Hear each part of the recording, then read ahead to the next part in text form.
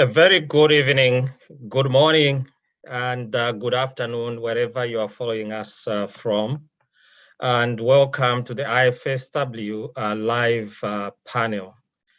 Rola, would you kindly guide the Spanish audience on the translation?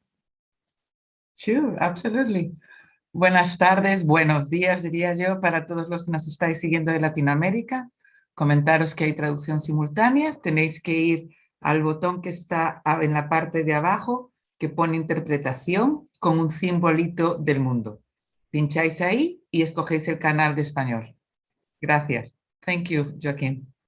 Thank you so much, Lola. Machiko, kindly help us with the guidance to the Japanese audience. はい、日本の皆様、こんばんは。ピープルサミットにようこそお越しいただきました。通訳の機能がこれついてるんですけども、下のボタンがあります。下のボタンに英語、スペイン語、日本語って選べるところがボタンがありますので、それを日本語に選んでいただいて、日本語でお聞きください。英語で聞きたい方はそのまま英語で聞いていただいて大丈夫です。よろしくお願いします。Thank you so much, Machiko. So to get the ball rolling, we will start with Noel with the discussion. Thank you so much. Thank you, Joachim. I am Noel Murizo. I'm the current regional president for Africa and based in Zimbabwe. And thank you very much for the invite to this panel, Joachim, and also to fellow discussants. Perhaps the question that we are talking about is a movement to a new social order, a new eco-social order. And the question that we might want to ask ourselves is, why are we saying we need to move? And moving from what? My opinion is that we want to depart from the old way of looking at development, where development was looked at in terms of economic growth and measuring development and progress in terms of economic measures. Now, what are we saying?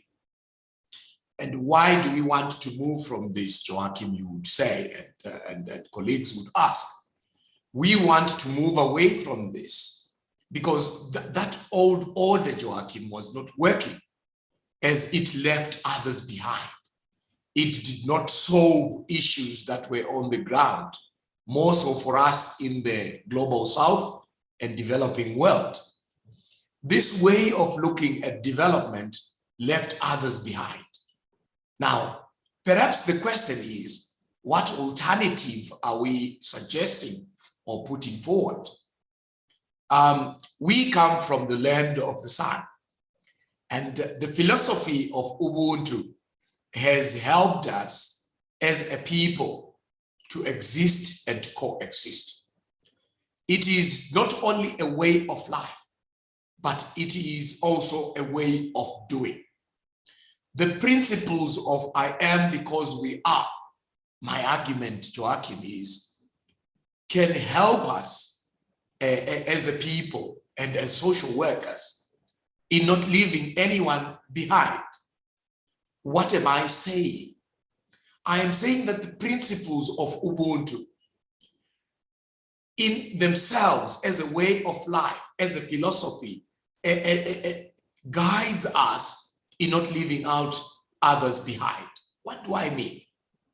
Ubuntu in its essence means that we consult, we respect, we move with.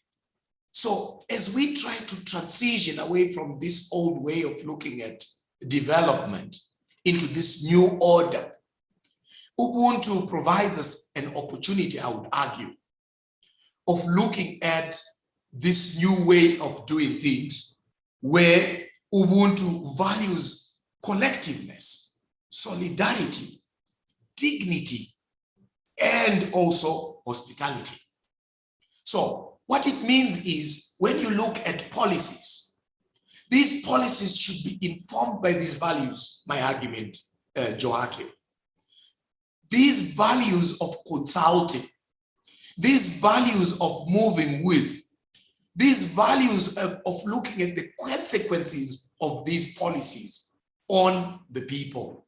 And when I call the people, I also include children, women, persons with disabilities, and everyone is moving together and in tandem as we go into this new way of looking at things. So what does that also mean in terms of leadership? Leadership also in terms of policy leadership.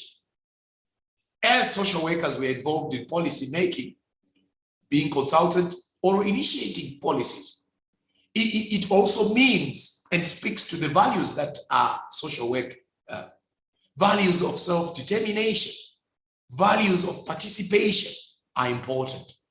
But it also goes beyond in terms of our political leadership, I would argue, in terms of them also having what we would want to call the Ubuntu leadership style, which consults, which respects, which also values dignity, which also values accepting different views. So the new world, I would argue, Joachim, should encompass Ubuntu.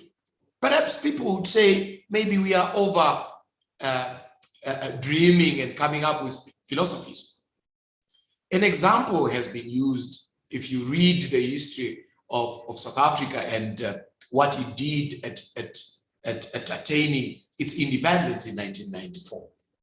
Subsequent to all this and trying to address the issues that and the legacies of apartheid, South Africa came up with the white paper that would define the provision of services, the way of doing things. And Ubuntu was one of the things that they said would guide them in terms of consulting the people, in terms of respecting diversity. So I would put it that this transition to a new social order, Joachim, requires a rethink, a redefinition of how things are done, because the traditional way of looking at and measuring economic growth has not worked. In effect, my argument is it has exacerbated the problems that we see, because it is looking at growth and development from an economic perspective. Thank you, Joachim. Thank you so much, Noel. Before we come to Machiko from Asia Pacific, I just want to encourage our audience, please feel free to ask questions as you are following us on YouTube. You can leave your comment there. We may not answer your questions, but we may answer at the end of the discussion. Machiko? Yes, can I share the, please allow screen sharing? I need to use a PowerPoint. Sure, go ahead. Oh, thank you.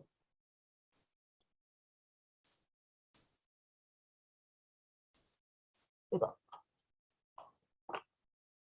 Okay, as a president of the IFSW Asian Pacific region, I'm honored to have the opportunity to speak at the People's Summit. I will briefly describe the state of environmental-related social work activity in Asia Pacific region. In particular, indigenous people in Asian Pacific and around the world has contributed to the preservation of the natural environment. Their spirituality and beliefs have fostered a culture of preservation of the nature. First, I would like to express my gratitude for this. First, I will discuss the characteristics of the Asian Pacific region and current issue. As you know, the Asia Pacific region has an extensive area. The climate range from tropical to frigid, diverse natural environment, and the abundant natural resources. We benefit a lot from this natural environment. In the past 20 years, the Asian Pacific region has experienced faster economic growth than any other region. It is also characterized by the world's largest population and highest economic growth potential. On the other hand, the regional environment is deteriorating due to urban pollution, deforestation, and other challenges. I will show you the two examples. In Indonesia, the main cause of the deforestation is the development of plantations. In order to produce pulp and make room for plantations, tropical forests are being cut down. In addition to cutting down the tree in tropical forest, agricultural burning is also practiced, although generally prohibited by law. Crop burning is an inexpensive and easy way to clear land. It is said that fire caused by such field burning have reduced the forest area in Sumatra by half over the past 30 years. Borneo has also lost 1/3 of its forest.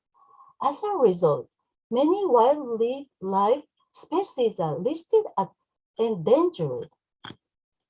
Such activity, while having economic benefit, are also triggering serious environment problems.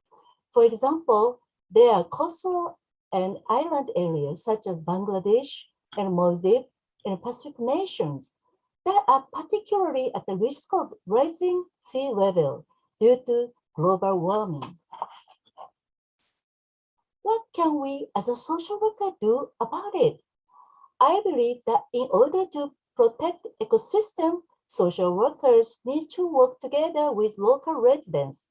Collaboration with local and national government, NPOs, NGOs, and international stakeholders is also required so that we can work toward the same goals. Natural resources and ecosystems should also be protected by national and international law. Here, 3 case example. This is the first one, Buddhist social work practice in Sri Lanka. I visited this site myself in 2017. A non-profit environment organization worked to protect managed mangrove forest in the country. Mangrove can enhance other related marine ecosystems such as coral reef and serve as fish farms. They also reduce damage from typhoon and protect people's livelihood. Sri Lanka is on a path to become a model of other countries that want to build conservation capacity and economic prosperity in small fishing villages, where healthy mangroves are important to the community. Mangrove protection activity in Sri Lanka are carried out by 15,000 disadvantaged women and youth living in coastal areas. In exchange for their work, they are provided with sustainable livelihood training and microcredit for achieving independent livelihood. Participants of this social work program are not only helping to propagate, reforest, and protect mangrove, but also to develop their communities. The Wangani River in Aotearoa, New Zealand, is legally granted personhood in 2017.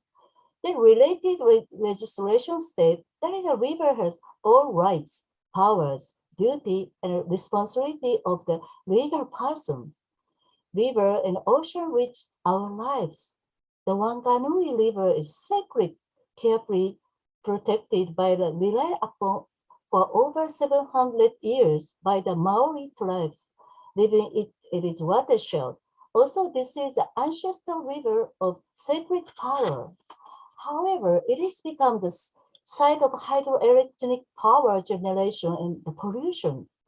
This affects all aspects of life, including the spirituality of the people who live here.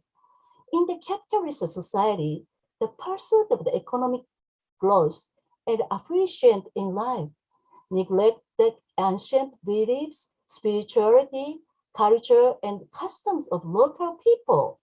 What we lose is our true quality of life. Therefore, this new legislation from Aotearoa, New Zealand, provides an example that women can have the same rights as people and should be protected. The law is also concerned with the well-being of people. This is the third example. Professional youth worker in Bangalore, India, attempted to interest young people in social and environment issues. As a result, young people tackled the problem of the pollution in industrial area.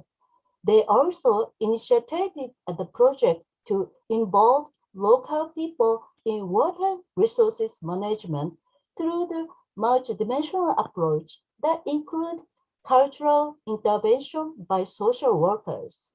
A campaign was started to rejuvenate the river that used to supply drink water to the city of Bangalore.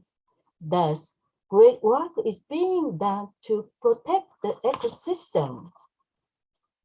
To promote interdependent relationships and the well-being of all living beings, we social workers should recognize again that all life forms in our ecosystem are interrelated and that the natural environment affects all life forms. Thank you for listening. Thank you so very much, Machiko. Yes, we got to protect the environment. If we take care of the environment, it will take care of us. Can we move to Europe?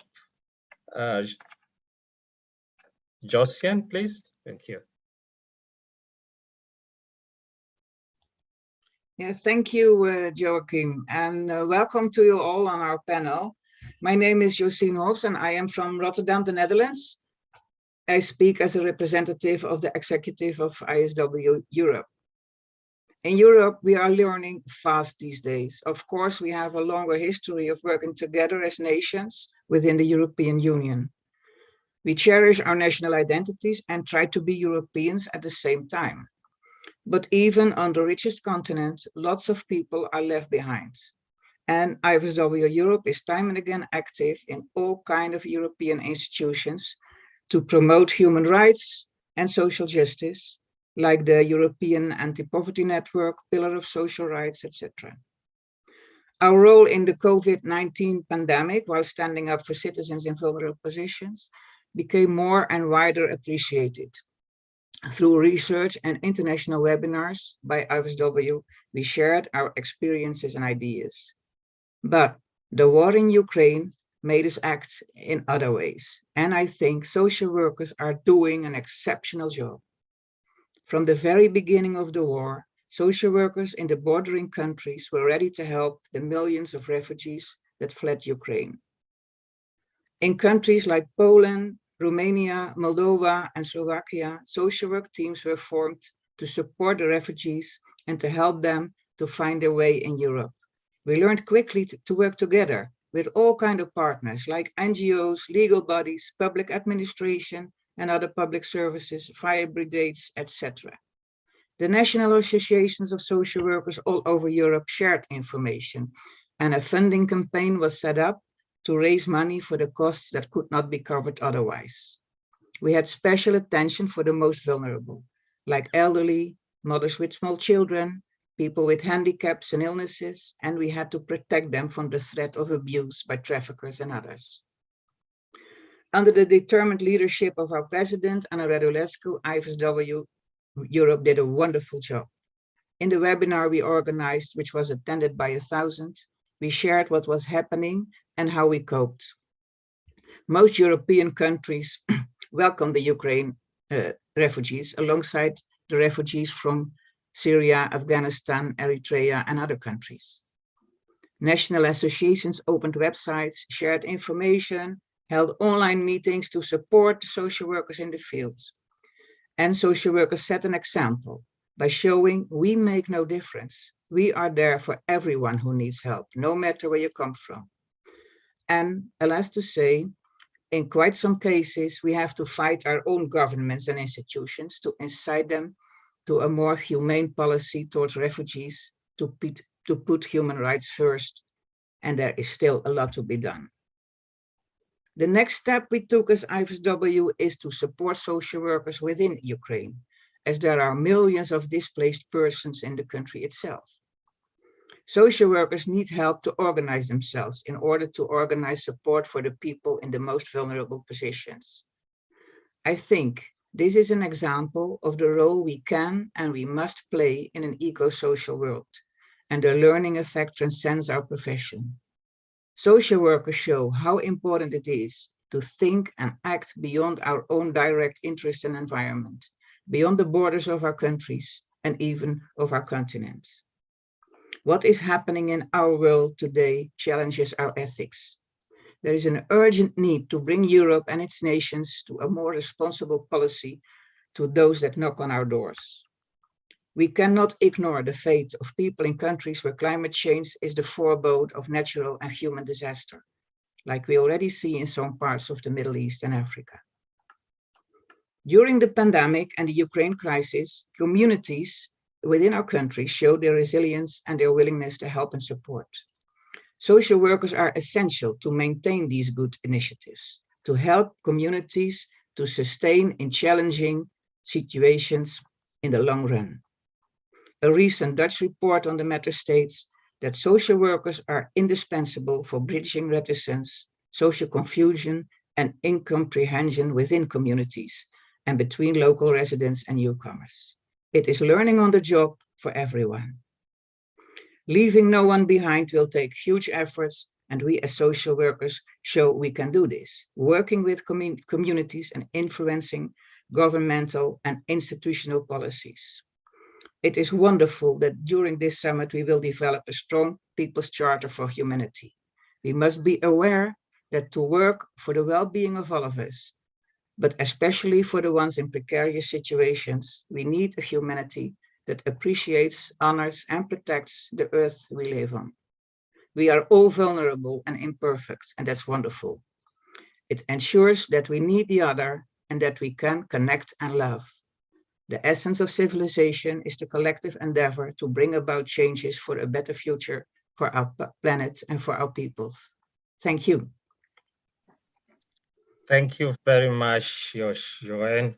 And it is important indeed to realize that we depend on each other. We need solidarity. We need to support each other. And these are the stories coming from social workers in Europe, social workers that are responding to the crisis in Ukraine, and also the demonstration of the collectiveness in responding to the COVID-19 pandemic, and that is very important. We move now to North America. Joanne, please.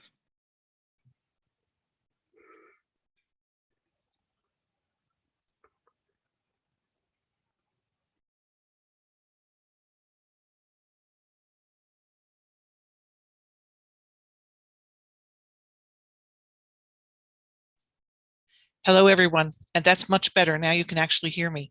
My name is Joan Davis Whalen, and I'm president of the Canadian Association of Social Workers and North American Regional President of the IFSW. Today, I am honored to speak to you at the amazing People's Global Summit and share some thoughts from myself and Mitt Joyner, who's the president of the American National Association of Social Workers. I'm situated in the traditional lands of Indigenous groups, and I acknowledge with respect the diverse history and cultures of the Beothuk, Mi'kmaq, Innu, and Inuit of my province. So the North American region of the IFSW is comprised of Canada and the United States. We have approximately 50,000 social workers in Canada and over 700,000 in the United States. So the business of social work is essential and in demand, and we know that to be true. We know that the social work profession is growing in both countries. If you just do a Google search, it'll show that social work positions should increase within the next decade, anywhere from 12 to 16%. So we thought we would give you a snapshot of some of the issues and challenges that impact our profession in North America, recognizing, of course, that each region is unique. First, let's start off by acknowledging that social workers have a right to self-determination in their work setting. We have social workers who are employed in public agencies, and those agencies might be at a federal, state, or provincial or local level. And as well, social workers may be in not-for-profit organizations, or else they could be in their own private practices. They may be represented by unions, specifically social work in nature, or one of many allied health disciplines, or they're non-unionized and not represented by an organized bargaining unit. Their association may be the voice of social workers. So we're starting to see challenges as some provincial governments, for example, in Canada, have instituted legislative changes, resulting in the separation of social work colleges and associations into two separate bodies. Social workers may have to belong to the college, but don't have to join the association. And for us, associations typically have been the voice of social workers, just as unions have been, or collective bargaining units. So that's one challenge that we're seeing to occur in terms of legislative and governmental changes impacting how social workers do their work and how they advocate. The second piece is that after many years of my own clinical practice in academia, I would kindly suggest that social workers are, as a group, are determined advocates for service users. That's very true, but are not the best at caring for themselves and maintaining a sustainable career workload. And for us, we think this has to change. Post-COVID, across North America, we've seen many issues as social workers as they're struggling to deal with mental health and resource health crises in their communities. The need for service is huge, and especially with housing needs, anxiety, depression, food availability, sustainability, just to name just a few. However, social workers themselves are feeling overwhelmed by service needs and the communities that need help now. The increased demand is causing many to reconsider their future as social workers, especially in traditional areas such as child welfare, mental health, addictions, just to name but a few. Some are contemplating leading public agencies for private practice, where they believe they will have more control over their workday, practice demands, benefits available to them. So we are seeing concerns over the future erosion of public social work services for a better work-life balance, possibly in the private sector. And this is a hard choice that some social workers are making as they know how it will impact their communities of practice. Besides workload stress, a reduction of social work debt load would also be a strategy to assist social work quality of life, especially in rural, remote, and challenging areas. In Canada recently, the Liberal government has now included the social work profession in the student loan debt reduction plan, and we applaud that, but we're still waiting to hear the details of that. So we think it's critical in North America that student loan forgiveness for social work students be formalized as we move forward in this new world, so that social work education is utilized in communities rather than social workers seeking other careers due to their own financial stress. Social workers stress the importance of working within their communities and developing those critical relationships. It's crucial for both countries to understand further where social workers are employed in their regions and practice implications. Workforce studies would be one way of obtaining this data and aid immensely in planning, recruiting, and retaining social workers across all practice areas. And this is vital to help provide essential social work supports and strategies for the future. It would be remiss not to mention the ongoing crisis in reproductive health in the United States with the overturning of Roe versus Wade. As social workers, it is imperative that we advocate for equity in all our service users. Despite the despair we may all feel, it is crucial for us to work within our communities, to be an ally and engage with all community members. Change cannot occur without a common understanding. Supporting each other as social workers is critical, especially as we move forward globally. I would like to close with the words of American social worker Amy Bess, who stated that we cannot lose sight that social work is a human rights and social justice profession. I think about this a lot because we must advocate together and for each other in these difficult times. Our global future is dependent on supporting and maintaining social work practitioners. And we believe that leaving no social worker behind in this new world is critical for our continued work and success within the communities that we serve. Thank you very much. Great, thank you so much, Joan. Very important issues that you raised. Issues to do with self-care for social workers, I think, is critical. social workers tend to stress themselves in providing services, but they forget, or we forget, to look after ourselves. Thank you so much. Kenya from Latin America, please.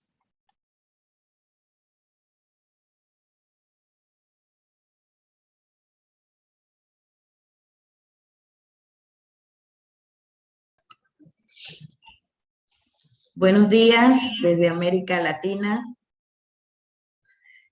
Para nosotros es muy importante todo este proceso que se está dando de la FITS.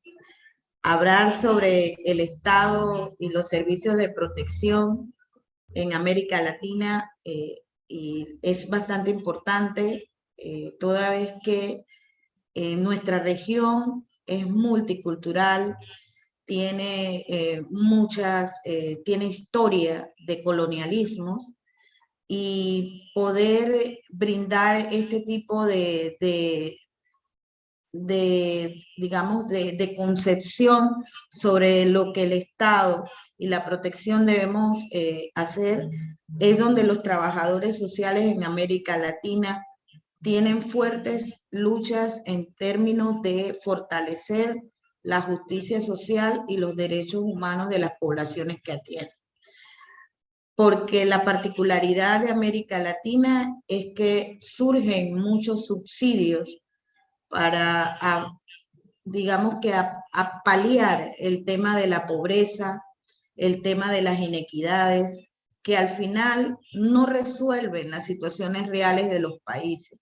Los trabajadores sociales, de alguna manera, en todos los países que nosotros hemos podido platicar sobre la función del Estado en los servicios de protección, los trabajadores sociales son la punta de lanza para poder mantener ese enlace con la población, esa voz que no llega muchas veces a las autoridades.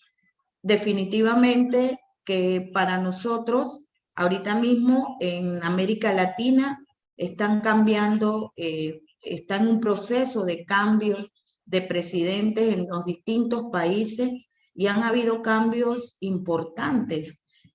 Actualmente Colombia ha cambiado de presidente y de vicepresidenta y lo importante en estos cambios que se han dado en estas últimas elecciones de estos países es el enfoque social que en su medida han traído estos nuevos presidentes, sobre todo la vicepresidenta de Colombia, que dio digamos que marcó una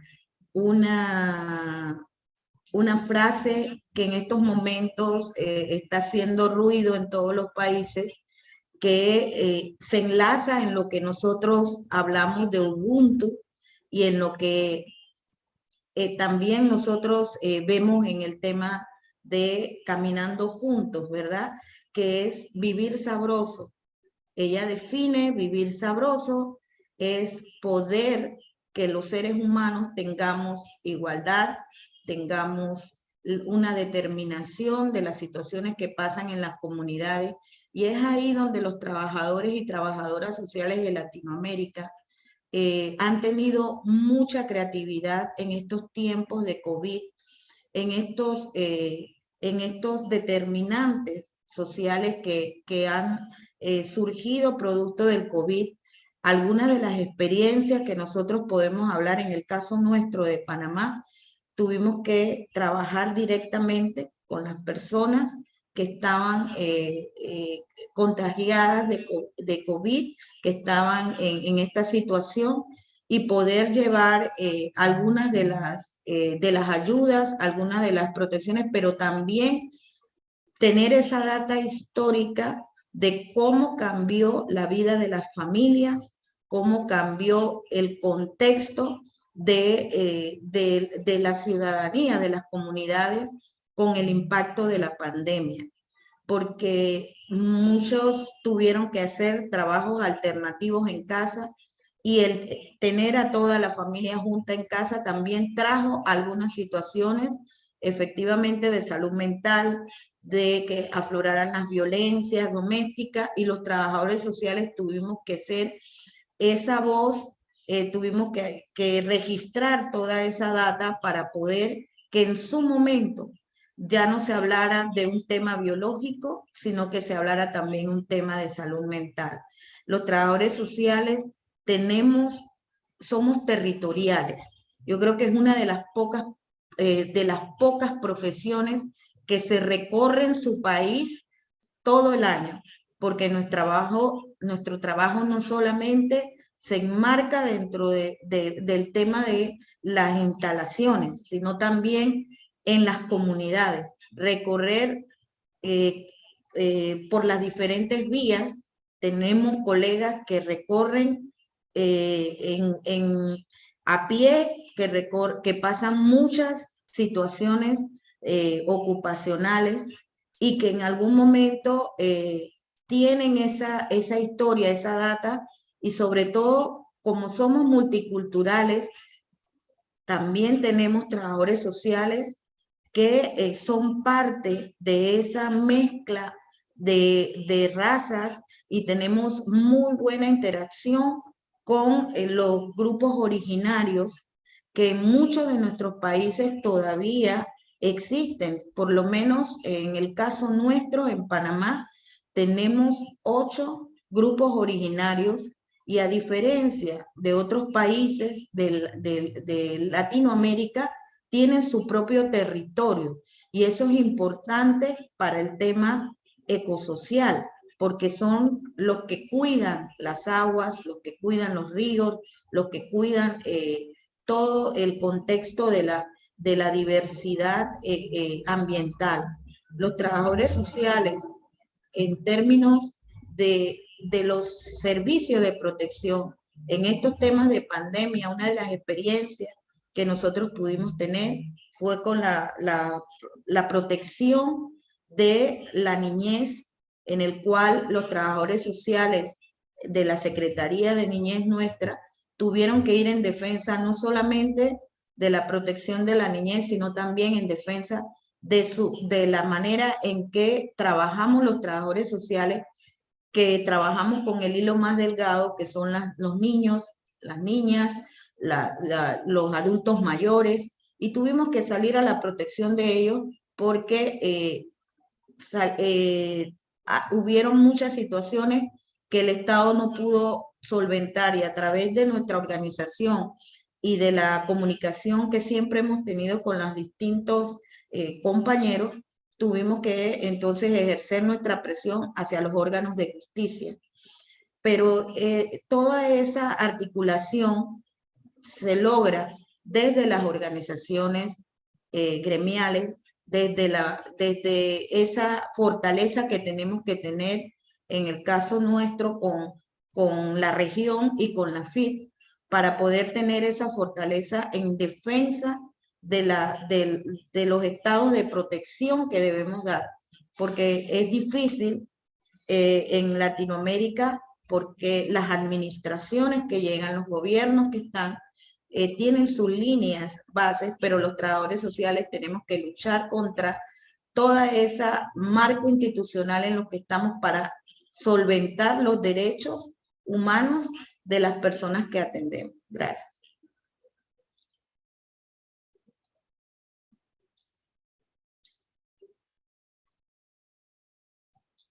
Thank you so much, Batista, and very important issues coming out of the presentations. And I really hope that our audience have been following, and they've shared with us comments and questions, which of course we'll be able to attend to. I note too also that it is very important that we adopt, the philosophy of Ubuntu, that we live actually in a global village where we are, interconnected. We depend on each other, and hence solidarity is very key, as Nobo has put it. And we also note the issues coming out from the Asia Pacific, talking about the role that social workers have been playing, and also that they need that we need to involve community members to protect the environment and to ensure that the environment is not degraded, as we are already facing issues to do with climate change. There's also the issues coming from Latin America, talking about social action, that as social workers, we really need to be involved in social action. And it reminds me of the keynote given by Komi, where he was talking about the usual way that we used to think about advocacy, about engaging those in power, forgetting that we have the power ourselves to effect change, and also that the power belongs to the people. So it is time also that we go back to the people and that ensure the people get involved in advocating for their own rights. So at this point, maybe we can attend to some of the questions that have come from the audience. And I see one question actually coming from, that's talking about Ubuntu.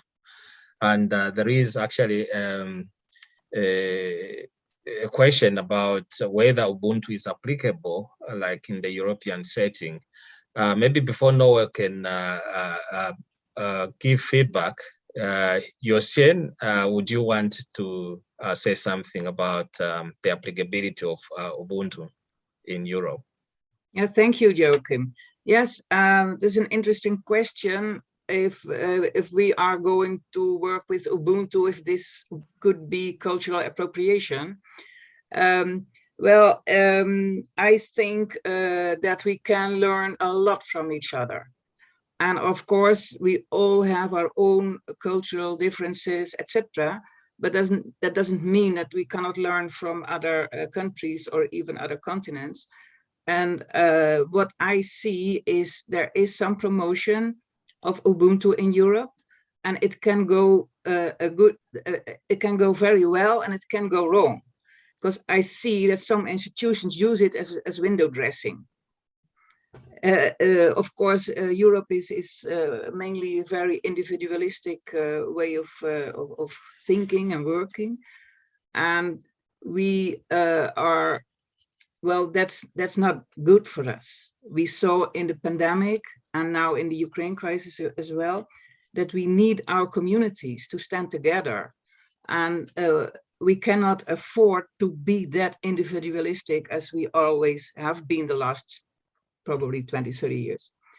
And I think what we see from the colleagues in Africa, the way they work within the communities, with the communities, I think it's a great example for all of us. And of course, it's not, we do exactly the same as you do in Africa, but we see that this community work is so important for our societies. Thank you. Thank you so much. Thank you so much. Noah, would you want to add? Thank you very much, Joachim, and thank you very much, Yosin, for your input. Yes, I would argue, as the previous speaker has said, that this is a way of life for us in Africa. But it's a way of life that can also have traits that Europe can borrow. Remember, Ubuntu is not only a way of life. Ubuntu is more than that. Ubuntu also speaks to leadership, as I have said. Ubuntu speaks also to social work practice. In fact, if we reflect on social work, the European social work and the African social work, and what shapes us as a global profession, you'd find that you have the traits of Ubuntu, where we talk about acceptance, where we talk about self-determination, where we talk about participation of people in decision-making. All these traits are what shapes Ubuntu in our way of life. Yes, there could be differences in terms of an individual outlook, But in terms of social work intervention or working with communities, working with individuals, I would want to argue that these principles have long shaped what social work is and what it has been. But for us, it has always been a way of life. But for social workers, it is a profession. So we are saying those same principles that we as a profession in Europe, in Africa, and elsewhere can now also be taken and applied within communities, within countries. Ubuntu is also a leadership style for us. For instance, when we engage leaders in Europe, for them to appreciate that the decisions that they make have a bearing on communities, have a bearing on people and their connectedness. So Ubuntu can also be adopted. The same way that Europe has also embraced Ubuntu when we have the current war in Ukraine, where there is solidarity in Europe and coming together to work with Ukraine, to work in terms of how do we solve this. That which you're doing is Ubuntu, right? So there are certain ways that you have always been doing, and there are certain ways that you can also borrow. Ubuntu can also speak to the environment, because from Africa, we appreciate that we are because our environment is. So we treat our environment with dignity, with respect, because it is from that environment that we get a livelihood. So such principles, I would say, are applicable. Yes, in any essence, you can also cherry pick what is applicable, but my argument is social work in its essence is Ubuntu and embraces the principles of Ubuntu. Thank you. Thank you indeed, Noah. So Ubuntu is about the recognition that a human being is human. It's a recognition about humanity, the respect and dignity of a human being. And of course, as you highlighted, it's not about taking the whole package in terms of everything that is coming from Africa, but of course there could be elements that can be applied and elements that may be common across the different cultures. I'm seeing that we don't have any other questions, but in case there are questions that we've missed, the panelists will be able to look at them and respond to the audience as at an appropriate time. And also, I want also to indicate that some of the viewers may have had challenges with translation. I want to indicate that, yes, the recording is going to be accessed through YouTube. So at your own time, you could listen to the recording and be able to appreciate the discussion. I think there's one more question, sorry, before we conclude. There's a question which, of course, was raised in the opening address by Kumi during his keynote. And he said, now is a unique time for pushing for change. What are the most important changes that we need to advance now? So I think that's the question to all of us. I'm not quite sure whether the question is clear. Now is now is a unique time for pushing for change. What are the most important changes that we need to advance now? So anyone would want to respond to that question? What are the most important changes that we need to advance now?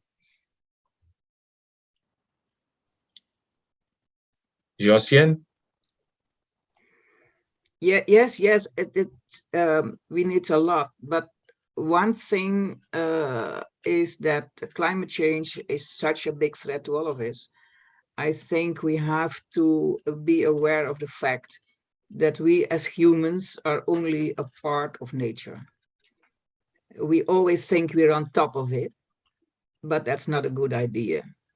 I think we spoiled a lot of our planet. and we have to take action on that globally, in the continents, nationally, even locally. And on this moment, we have in the Netherlands, we have a big row of farmers, because some farmers will have to cut down their industries, because it's bio-industry, so it's not a farm like small-scale farming, it's large-scale farming. And so there's a lot of discussion about it, but I think that even the people who are, of course, now suffering from all the measures, we have to help, but measures are necessary, and we have to do this on all level. And I think social workers not always realize that the environment we live in, even if it's in the cities or wherever, is so important for our well-being. And I think we focus too much sometimes on the social and the psychological, and not enough on the environmental. Sure. Thank you so very much. Thank you so much, all the panelists, and for the viewers that have been following the discussion and the conversation. We appreciate your time. We appreciate your comments and questions. And I also want to invite the audience to the next session, which is starting at 12 UCT, and that's the keynote session. We appreciate you all, and thank you so much.